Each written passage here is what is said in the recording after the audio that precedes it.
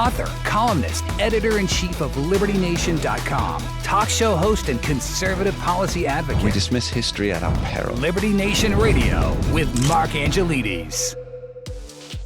Hello and welcome to Liberty Nation Radio, heard coast to coast on the Radio America Network, my flagship station in the nation's capital, WWRC in Washington, D.C. I'm your host, Mark Angelides. On today's show, we're running the gauntlet on all the hot topics of the week. It's going to be quite the show. Please do remember, Liberty Nation Radio is sponsored by LibertyNation.com. You can access podcasts, breaking news, analysis, and a range of biting and brilliant shows to whet your appetite for freedom and your fondness for the great American Constitution. And you're here on Liberty Nation Radio, heard coast to coast on the Radio American Network. I'm your host, Mark Angelides. We're very fortunate to have with us Liberty Nation's senior political analyst and longtime host of this here radio show. You know him, you love him, Mr. Tim Donner. Thanks for coming back in, Tim. Thank you, Mark. Always good to be here. So we have so much to cover this week because the country has exploded into predictable madness in so many ways that there's an element of worry with a veneer of high entertainment, as far as I'm concerned, Tim. And the one of the main aspects of that is directly related to a fantastic, not that I'm saying that this fantastic article that you've written is to blame for that, but it does highlight quite, although maybe that's a relief. That's a relief. We'll find out when they haul you before the courts. And it's really about, well, let's say what it is. It's a Trumpian political skill of getting the Democratic Party, the elected Democrats, to defend the indefensible. Give us your thesis here, Tim. Well, I've written a piece on this on LibertyNation.com called "The Trump Trap," and basically, what it says is that Donald Trump has definitely developed political skills of great magnitude. He has the ability to lead. He has the ability and the willingness to do things that typical politicians won't. He had the willingness to drop tons of bunker busters on the Iranian nuclear facilities, to fire tens of thousands of federal employees who were just contributing to the same old, tired swamp, deep state in Washington. We all know of his political skill, but I would argue that one of the greatest political skills, and I think greatest that he's developed, is to take the reality that the left is so deranged by him that it provides an opening for him to tempt them and draw them into taking entirely indefensible positions. So most recently, by ascending the National Guard into D.C. and reducing crime, stopping murders for a period of 12 days until there was finally a break in it. And so many other things. Trump has said, you know what? They hate me. They'll always hate me. They'd hate me if I walked on water. They'd say I couldn't swim. It's the anti-Sissy Spacek. It's insecure. They hate me. They really hate me. Yes, it's true.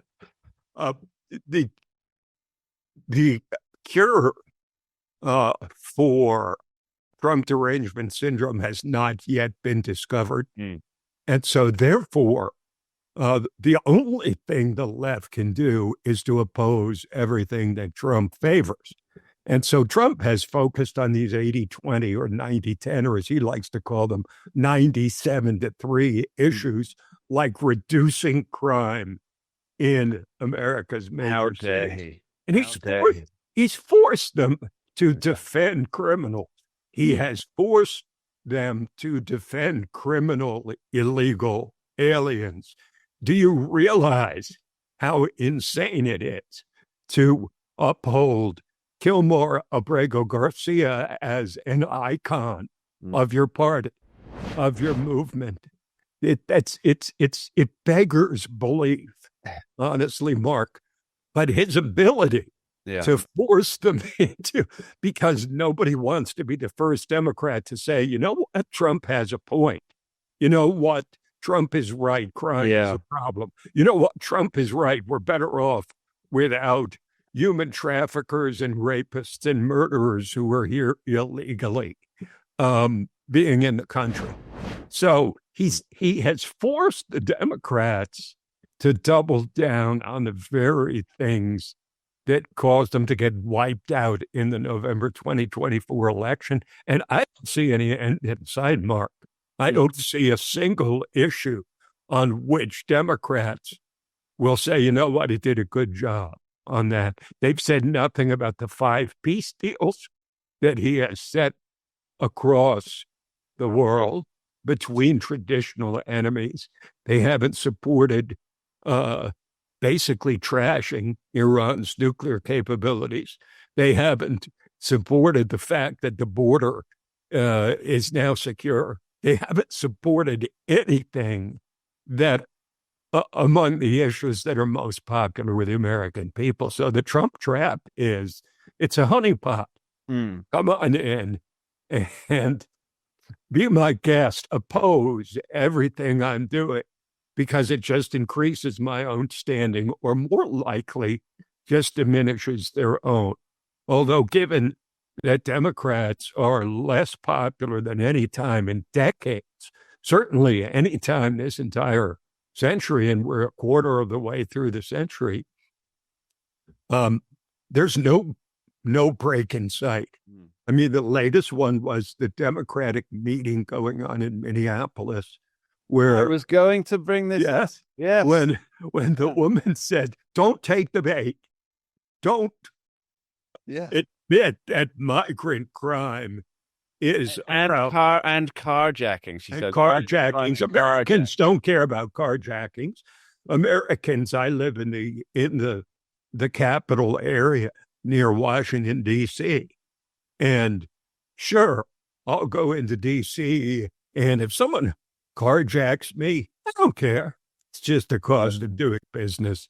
I mean, I think of the J.D. Vance retort during the campaign where Kristen Welker of NBC said, I think it was her, it might have been the clone on ABC, the anti-Trump Sunday talk show host, where she goes, no, Aurora, Colorado, it's not a big problem that criminal illegals have taken over apartment complexes. It's only one. It's only 5. Oh, only 5. Yeah. It's only 5.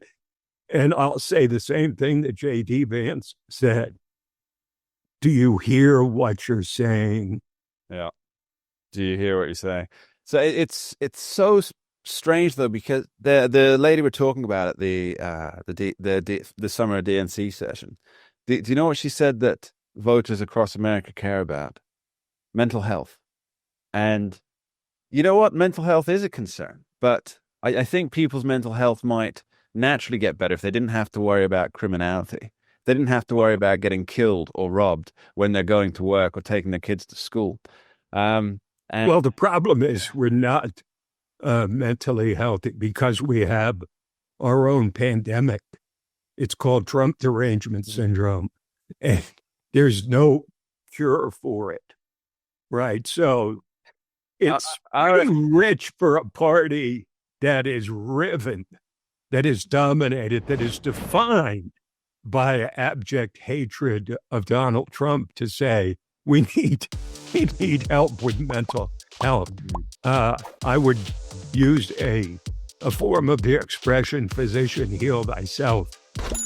Leftists, heal yourselves before you talk to us about mental health. And on that note, we're going to be back with Tim Donner after this short break. Don't go anywhere. We dismiss history at our peril. Liberty Nation Radio with Mark Angelides. And you're back on Liberty Nation Radio. I continue to be Mark Angelides, and we're continuing our conversation with longtime host of this here show, Mr. Tim Donner.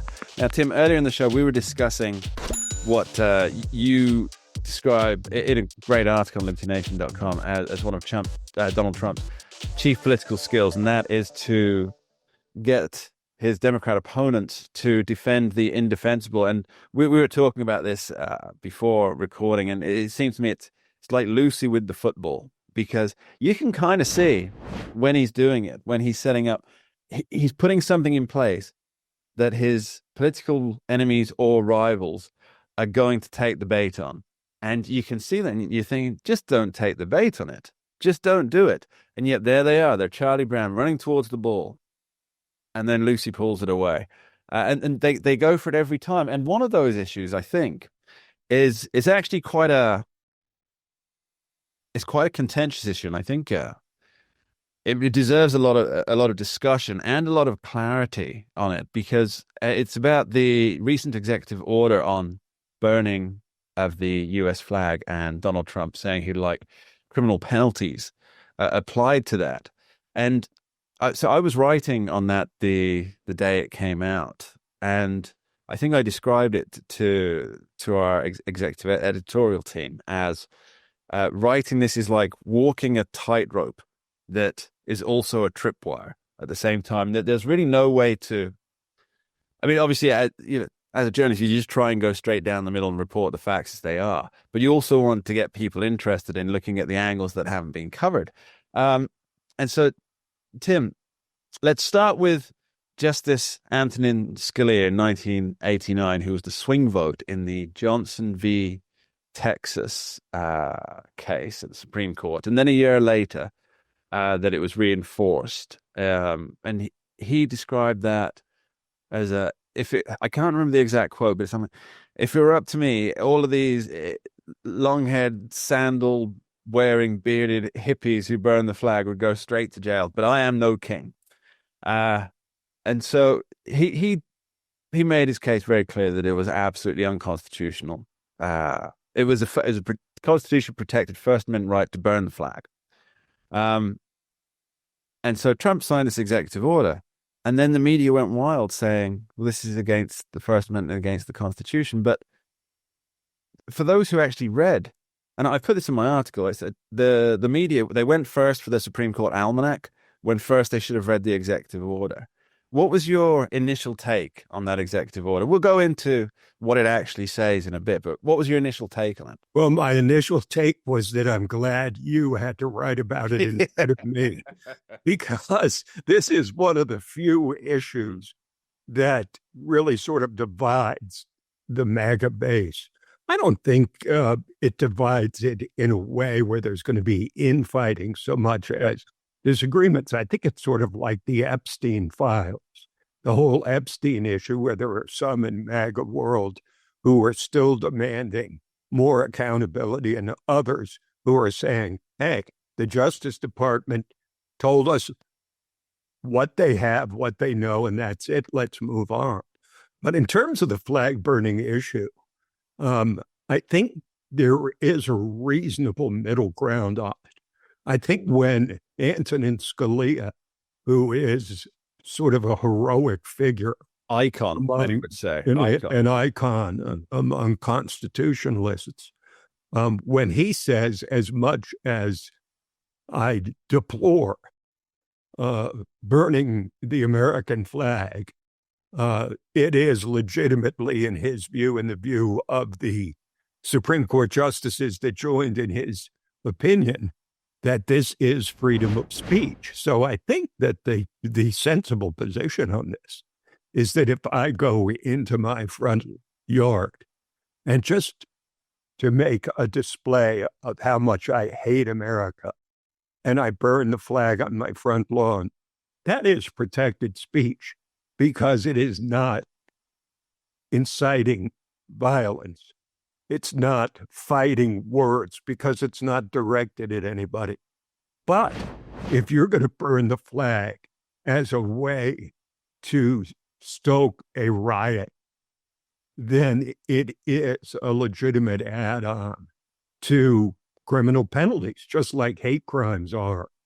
So yeah, if Tim, you can add on time because of you add on time to the sentence because of the because of burning the flag. But if it's associated with violent or criminal activity, I think it's a totally legitimate thing what Trump did. But if it's just doing it in your backyard for whatever your personal reason is, that has to be protected speech.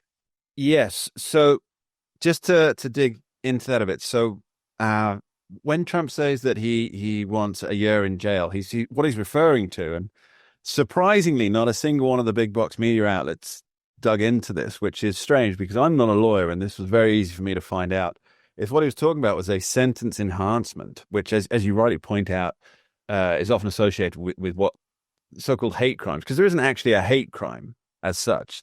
It's a sentence enhancement. So yes, what happens is that if somebody has a hate crime charge attached to an existing crime, then they can face an additional 1, 2, or 3 years.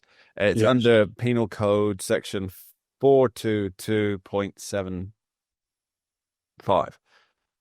I got good for you. Thank you. There you go. Go and Google it just to check me on that, folks at home. But so that's what he was asking for. And so the executive order didn't say that you can't burn a flag. It's saying that if you are, it's adding a hate crime element to the thing. If it's directing somebody to go and, if it's trying to incite violence or a riot, whilst in the execution of another existing crime. And so in many cases so for example, there was a gentleman, a 20-year veteran of American forces, who burnt a flag, I believe, in Lafayette Square not long after the executive order was signed. And he was arrested. I don't know if he's been officially charged yet. He's been released. And he was doing it in protest to this executive order of Donald Trump's. And what he was charged with was not, I believe the charges that he's facing at the time of recording are not desecration of flag, because that's not a crime. But it's arson on public property. So it doesn't matter that it was a flag or a Hershey's wrapper or something, although a Hershey's wrapper would be a lot easier to burn. And so it really is it's a third rail issue. And coming back to what we talked about in the first segment of the show, Tim, I wonder if there wasn't an element of trolling involved here by the president to have Democrats or his political enemies in general, people on the left perhaps, start burning flags. If I were Donald Trump, it's not something I would have got involved in, but I'm not Donald Trump. Yeah.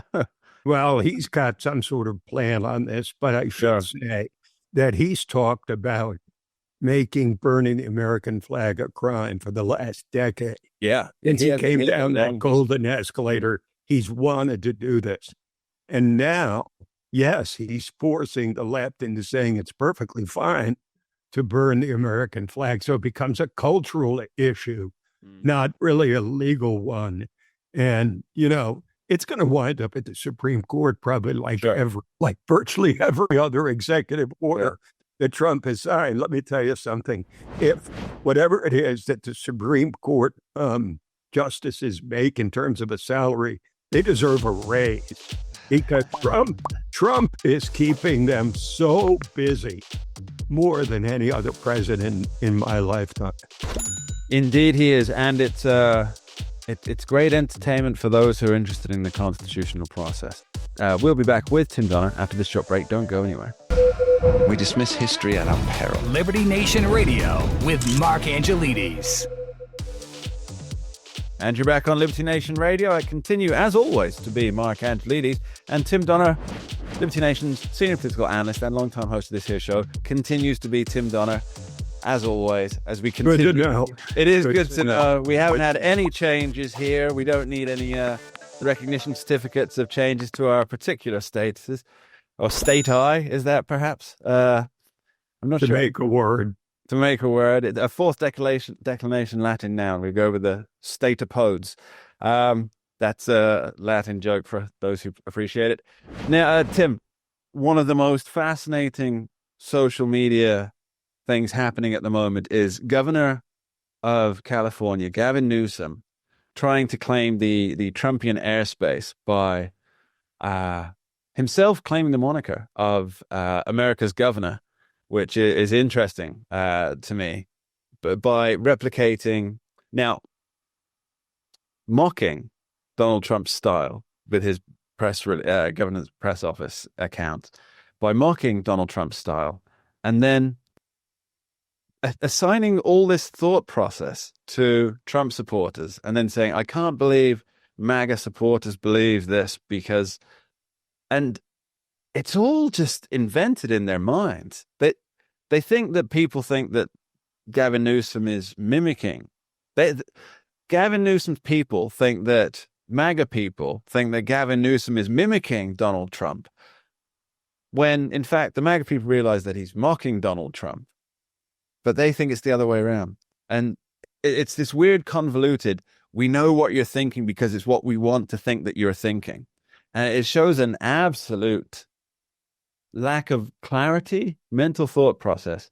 And if I may just pop the icing on this particular introduction, the idea that Gavin Newsom is America's governor is, for me, it's always been, if you want the label of America's governor, other states want to be you. Other states want to be just like you. And nobody wants to be like California, not even New York, because as I pointed out earlier to you, and I'm sure you agree with this, New York is theater people. California's movie people. They don't respect each other in the same way. So not even New York wants to be California. There's a great economy there, but a lot of that is due to the sheer population size. Tim, what's your take on this? On America's wannabe governor? Well, one of the beauties of being a politician is that you can simply declare something to be true, and therefore it is. Yeah. So you can simply declare yourself to be America's governor. And I mean, there's no law against that. No, it's like at the Democratic convention after the Biden meltdown and Kamala Harris became the nominee, they simply declared that joy is back. There's no evidence of it. Yeah. They have nothing to back it up, but they can simply declare joy is back in the Democratic Party. Of course, it turned out to be completely untrue, which we knew at the time. But, Gavin Newsom figures, at least stylistically, if he can't beat Trump, he can join him by trying to be sort of Donald Trump in the mirror. He wants to take that same style. The all caps posts on X is the most obvious ripoff of the Trump style. But I kind of thought, Mark, correct me if I'm wrong, I kind of thought that people on the left hated Trump's style. So then why would Governor Hairgel out in California want to emulate it? It's kind of a conundrum. I think the answer is that he's got nothing else. He has to change the subject. He has to look like a national figure and make people forget about his outrageously poor governance in California, where for the first time in its history, people are leaving California rather than heading to California. That says it all. People vote with their feet. Yeah. And there's a mass exodus away from California rather than towards it, which is the way it was for pretty much all of our lifetimes. So you've got to wonder who this all caps thing is for. So sure, they're doing it to mock Donald Trump, to kind of hold a mirror up to look at how crazy he is when he does these all caps midnight tweets. Rants. I get it. The rants. Which personally, I got to tell you, I love reading them. Whether I agree with them, disagree with them, think he's losing his mind or think he's crazy like a fox. It is. I love reading them. Nothing if not hugely entertaining. Oh, it is bread and circuses, and I love it. But Oscar Wilde said, imitation is the sincerest form of flattery that mediocrity can pay to greatness. And I don't think I don't think the governor and his team are well-read people. Otherwise, they must surely realize that they think that they're mocking Donald Trump and his supporters specifically, which, let's be fair, for somebody who wants a national platform, you don't mock the supporters of the chief guy on the opponent's team. It's like when and I give this to Donald Trump when he talks about what he calls like crazy Democrats. He's pretty much always referring to elected leaders, elected politicians. And he's never talking about the people. I mean, I'm sure there's some occasions when he has, right? Don't fact check me on that. I'm sure there are some occasions when he had. But in general, he's talking about the individual politicians, the elected politicians, who are fair game, right? They're fair game. If they can't handle it, they shouldn't be in politics. But Gavin Newsom seems to be mocking the people who support Trump. And that's bad politics. That's just bad politics. And it's, well, let's be fair. It shows a bit of a lack of class, doesn't it, Tim?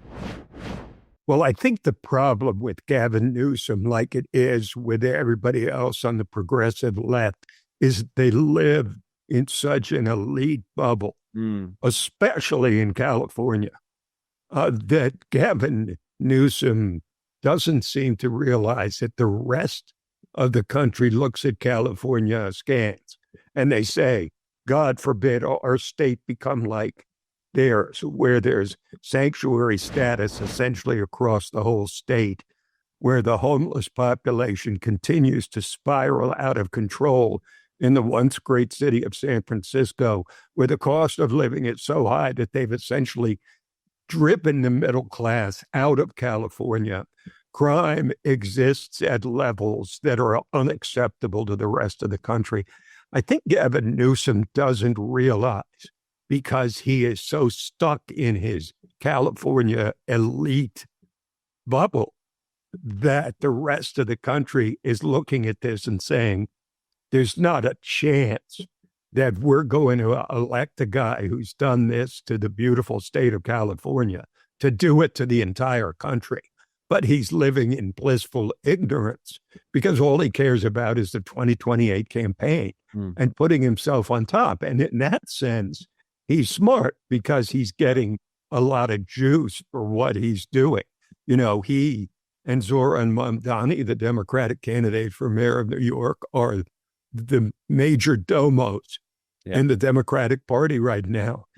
And if the Democrats think that Gavin Newsom and Zoran Mamdani and what those two represent are the answer to what ails them, they could be headed for really a worse blowout in 2028 and may not even be able to follow history and do the easiest thing that history shows, which is to take over Congress 2 years after a president of the other party takes office.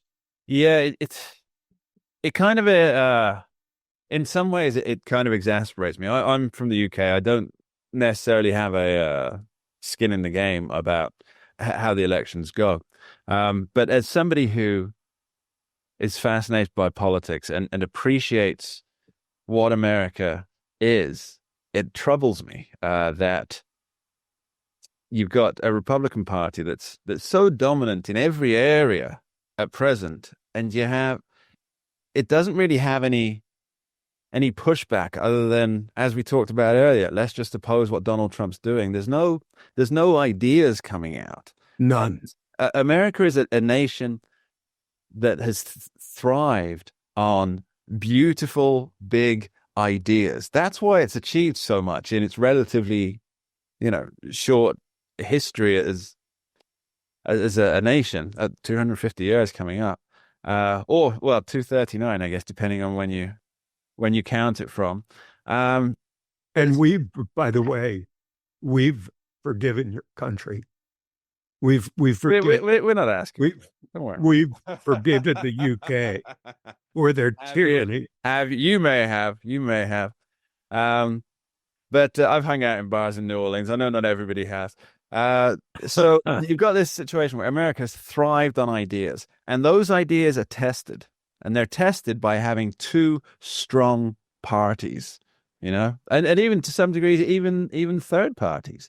It's not as though, third party candidates haven't pushed ideas forward and gotten them into the mainstream. Like, for example, Maha with RFK Jr. That is front and center in American politics now, and that came from a third party run or an outside candidate run. And so you have to make the ideas battle tested, to make the ideas stronger than they could be, the seed of an idea to become something strong that can be used for the betterment of the country. It needs pressure to become a diamond, as it were. And I'm just not seeing that at the moment. You've got, as you say, you've got Zohan Mamdani saying, let's try communism for all intents and purposes, which has been tried before.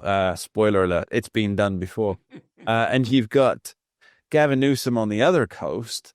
And what's he doing? He's slapping himself on the back saying, aren't I clever, mocking half of the country by having my team type in all caps and calling myself America's governor. This is not... Did he not pay attention to what happened when Hillary Clinton wrote off half the country as a basket of deplorables? I know. Deplorables and irredeemables. Did he not see that?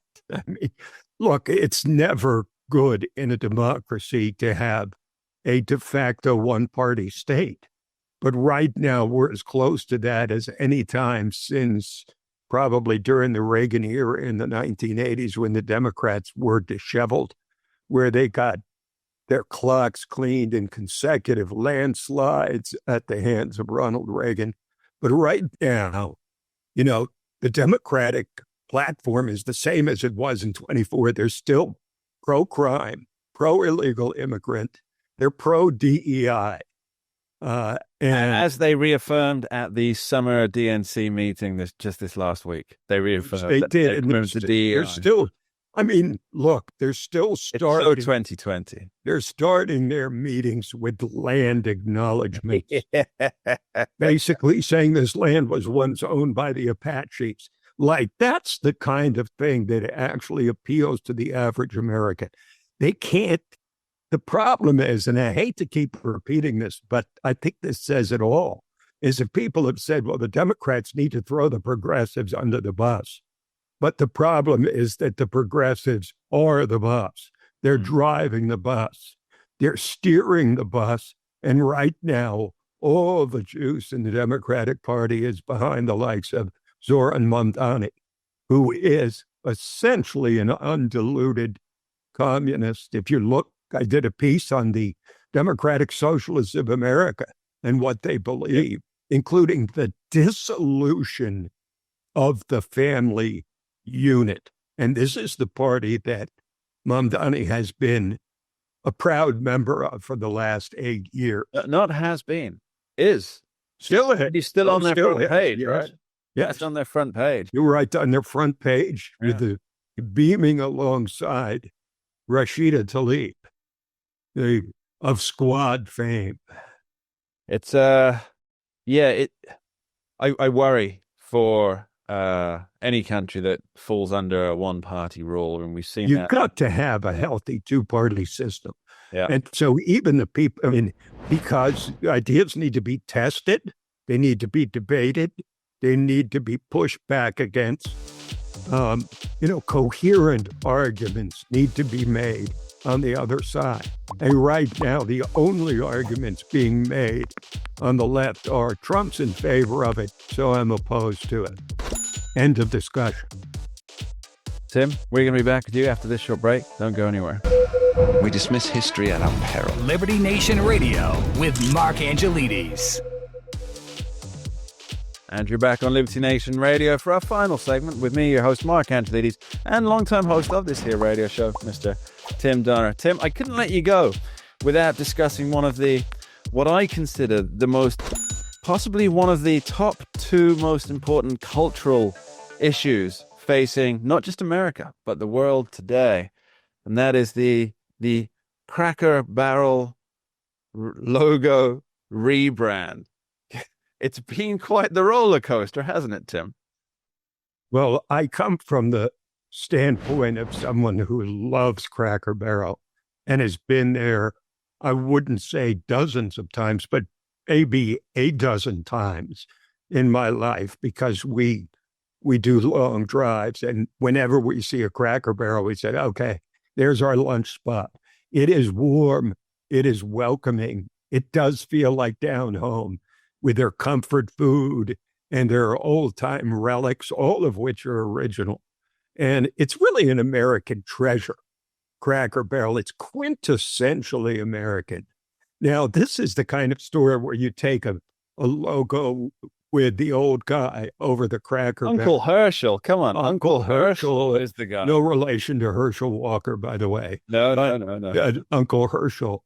And, you decide to change it because, God forbid, it might, steer black people away from there because there's a white guy on the logo. I don't know. But it's a classic case of a story that in 2020 would never have occurred because the left was ascendant and rebranding corporate stuff to reflect DEI and anti-racism and all this stuff was all the rage at that time. But the culture has shifted.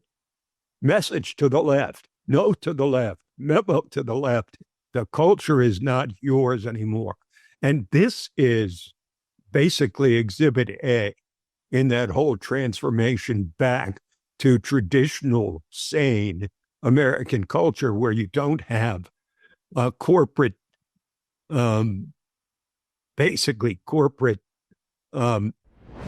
notions that emanate from Los Angeles, Chicago, New York, places that ordinary Americans don't relate to in terms of the South, the Midwest, the heartland.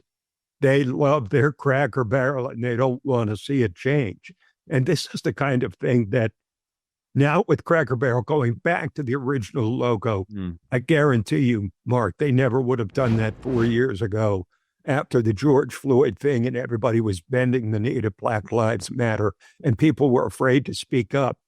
The country has changed. This is the Trump era, and it is more so than by far his first term in office. This is Exhibit A in the cultural shift back to what they call the normies, the normal people.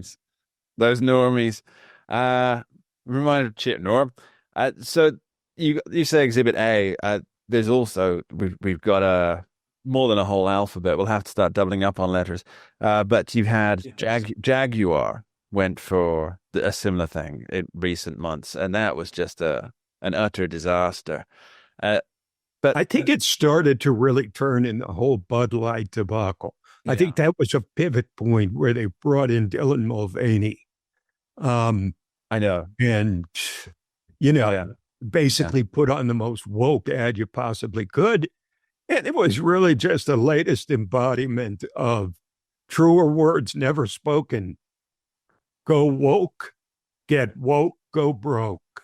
It's so strange that you have so many corporate entities all claiming to appreciate diversity and then going for the same banal, boring, non-entertaining, scripted corporate DEI stuff, which produces an absolute lack of diversity in what it's actually presenting. It's corporate blandness. You go into a Starbucks, it's the same everywhere in the world. Right. Cracker Barrel was the exception. Let's hope it returns to its. I'd say these are what I call corporate zombies who are incapable of thinking for themselves.